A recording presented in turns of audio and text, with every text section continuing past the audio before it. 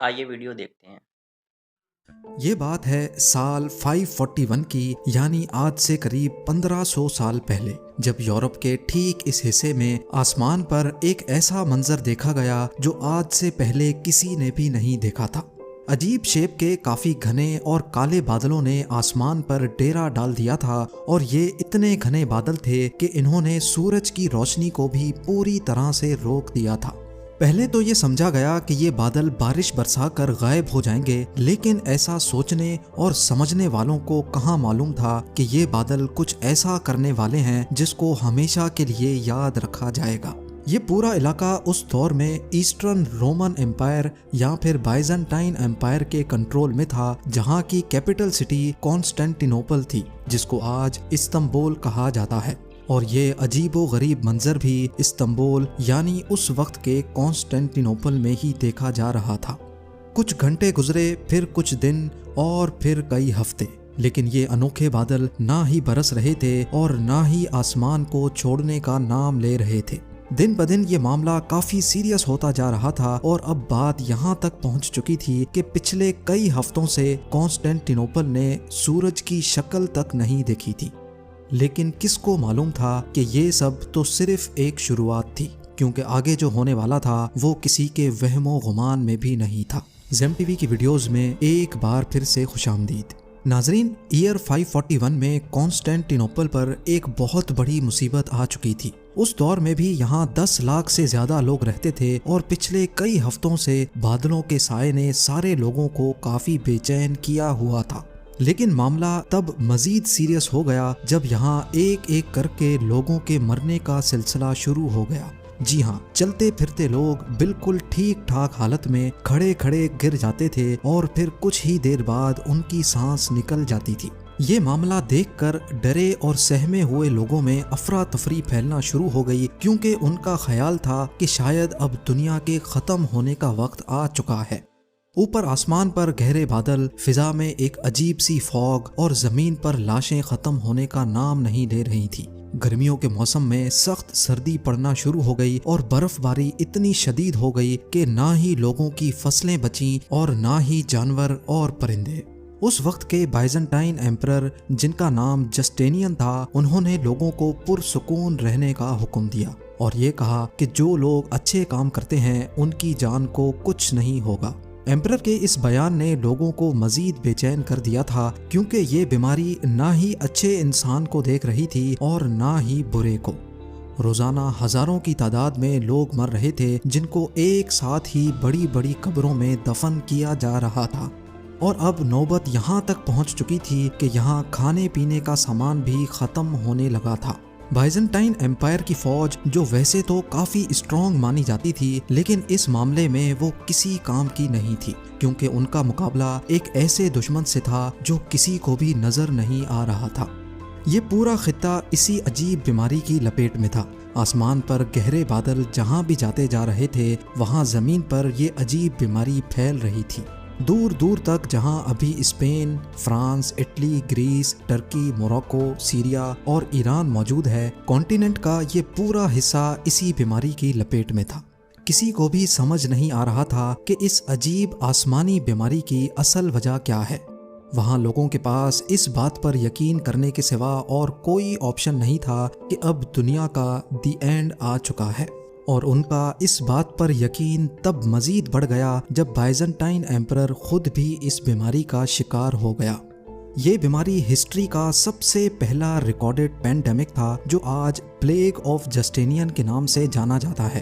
پورے 2 سالوں تک چلنے والی انوکھی آسمانی بیماری نے اس پورے کانٹیننٹ کا نظام دھرم بھرم کر دیا تھا، یہاں تک کہ کچھ علاقے تو ایسے بھی تھے جہاں پورے 2 سالوں تک سورج ہی نہیں نکلا تھا۔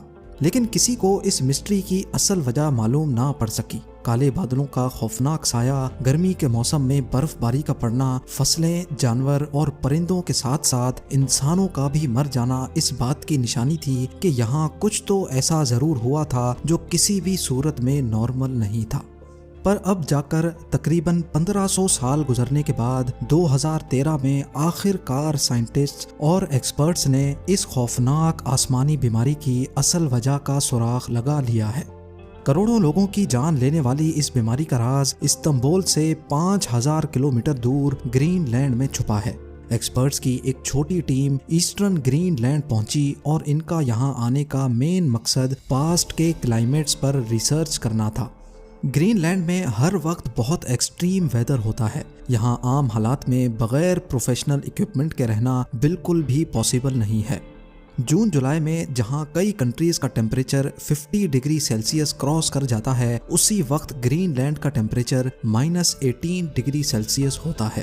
گرمی کا موسم گرین لینڈ کے آس پاس بھی نہیں بھٹکتا، اسی وجہ سے یہاں کی برف کا میلٹ ہونا پاسبل ہی نہیں ہے۔ آسمان سے برسنے والی سنو فال فضا میں موجود پارٹیکلز کو بھی اپنے ساتھ زمین پر لے آتی ہے، یعنی اگر ماحول میں ڈسٹ ہوگی تو وہ سنو فال کے ساتھ نیچے زمین پر آ جائے گی۔ ایکسپرٹس کا ماننا ہے کہ یہاں برف کے نیچے پچھلے 1,00,000 سالوں کا کلائمیٹ ڈیٹا ابھی تک محفوظ ہے۔ ہر سال گرین لینڈ میں جو برف پڑتی ہے وہ لیئرز میں ایک دوسرے کے اوپر جمع ہوتی جاتی ہے۔ ایک سال کی لیئر 5 سینٹی میٹر موٹی ہوتی ہے، یعنی اگر آج سے 1500 سال پہلے کا کلائمیٹ ڈیٹا جاننا ہو تو تقریباً 75 میٹر نیچے موجود سنو کے سیمپلز کو باہر نکال کر اس کی لیب ٹیسٹنگ کرنا ضروری ہے۔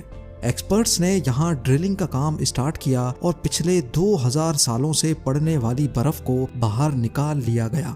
نکالے جانے والے سنو کور کی ٹوٹل لمبائی 100 میٹر سے بھی زیادہ تھی، جس میں برف کے وہ حصے بھی شامل تھے جو پلیگ آف جسٹینین کی خوفناک بیماری کے دوران گرین لینڈ کے آسمان سے برسے تھے۔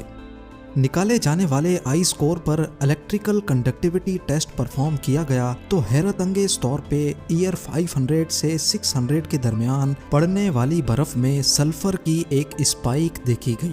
یہ اسپائک اس بات کی نشانی تھی کہ جس دور میں کانسٹینٹینوپل میں 2 سالوں تک کالے بادل منڈلا رہے تھے، اس دور میں ایٹماسفیئر میں کچھ نہ کچھ گڑبڑ ضرور تھی۔